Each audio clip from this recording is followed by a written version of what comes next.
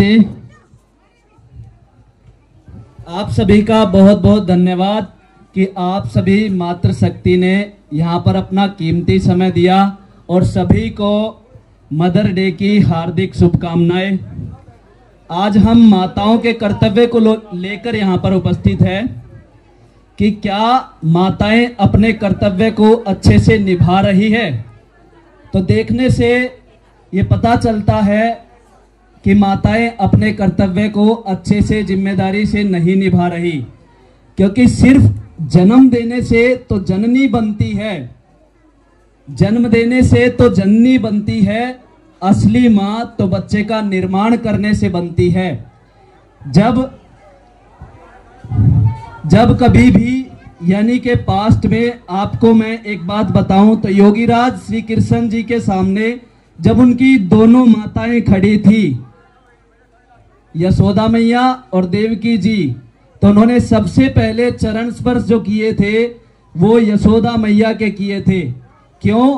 क्योंकि जन्म देने वाली से निर्माण करने वाली माँ बड़ी होती है, तो इसीलिए बच्चे का निर्माण करने वाली माँ बड़ी होती है। एक उदाहरण और आपको मैं सुनाता हूं रानी मदालसा का।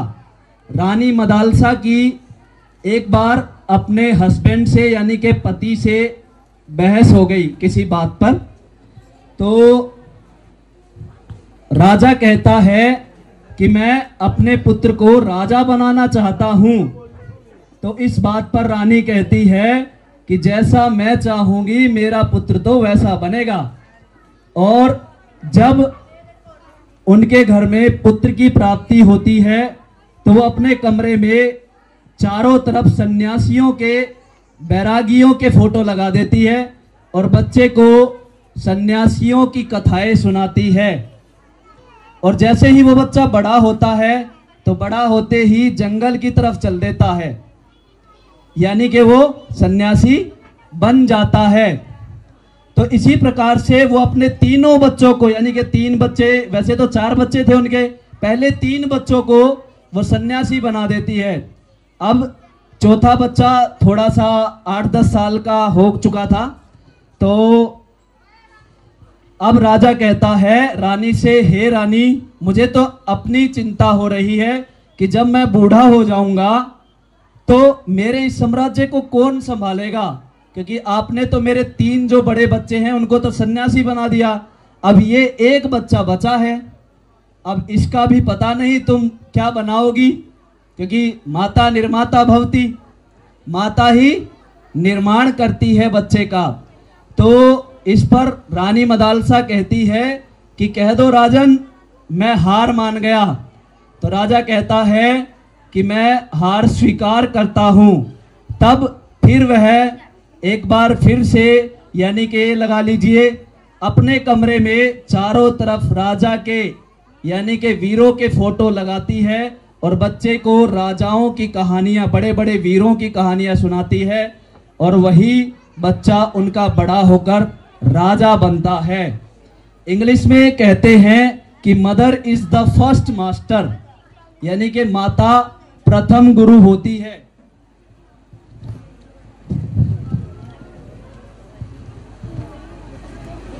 और संस्कृत में जैसे कि मैंने बताया कि कहते हैं कि माता निर्माता भवती, माता ही बच्चे का निर्माण करती है।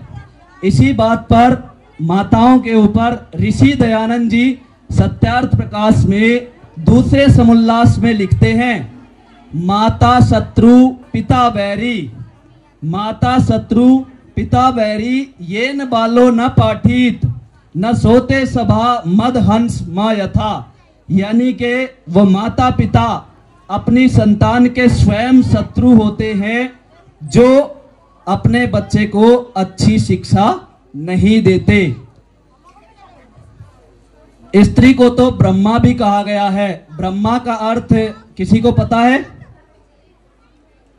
ब्रह्मा का अर्थ होता है जनरेटर, यानी कि सभी को बनाने वाला। तो उससे बड़ा कोई नहीं होता। और हमने देखा भी है कि जो बच्चे क्लास में पोजीशन लाते हैं तो उनका कहीं ना कहीं माताओं का योगदान होता है बच्चे का होमवर्क टाइम से करवाने में या बच्चे को समय से रेडी करने में, किसी भी चीज में। बहुत बार हमने ऐसा देखा भी है। लेकिन कुछ माताओं पर मुझे थोड़ी सी शिकायत भी है। मैं एक शिकायत भी करना चाहूँगा कि कुछ माताएं तो ऐसी है, मान लीजिए एक टीचर ने बच्चे को डांट फटकार दिया या एक आधा थप्पड़ लगा भी दिया, तो देखो कई बार बच्चे, कुछ माता पिताओं के गोरे बच्चे होते हैं, तो देखो एक थप्पड़ लगने से भी उनके चेहरे पर निशान पड़ जाता है, स्वाभाविक सी बात है, ठीक है।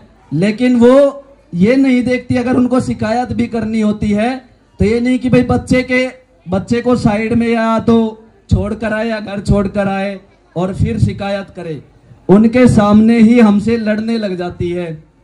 तो इसका बच्चे पर क्या प्रभाव पड़ेगा आप सुनाइए। और हाँ, एक हमारी माता थी कि अगर हमने कभी बता दिया कि टीचर ने हमें पीटा है तो उल्टा स्कूल में ले जाती थी और कहती थी कि इसको और पीटो, इसने जरूर कोई गलती की होगी या इसने होमवर्क नहीं किया होगा। और कुछ माताओं की अच्छी बात यह भी है कि वो हमें पूर्ण स्वतंत्रता देती है, कहती है कि आप हमारे बच्चे को साम दाम दंड भेद किसी भी तरीके से पढ़ाओ, बस हमारे बच्चे को आप पढ़ा दो। अच्छा जरा एक बात सोचिए, कुछ माताएं तो ये भी कह देती है कि हमारे बच्चे को आप पंखे पर लटका दो बेशक से। क्या हमने किसी के बच्चे को पंखे पर लटका दिया? कभी किसी को शिकायत आई हो? हम एक आधा थप्पड़ चट्टू तो हम लगा सकते हैं, ठीक है, या उसको डंडा जैसे कि जो भी साम दाम दंड भेद की जो भी शिक्षा है वो तो हम कर सकते हैं, लेकिन हम बच्चे के साथ कभी अन्याय नहीं करना चाहते, क्योंकि हमें भी एक टीचर का योगदान पता है। तो मैं आप सभी से गुजारिश करूंगा, बैठी माताओं से, कि बच्चे का निर्माण करने में आप हमारी मदद अवश्य करें। धन्यवाद। धन्यवाद सर आपका।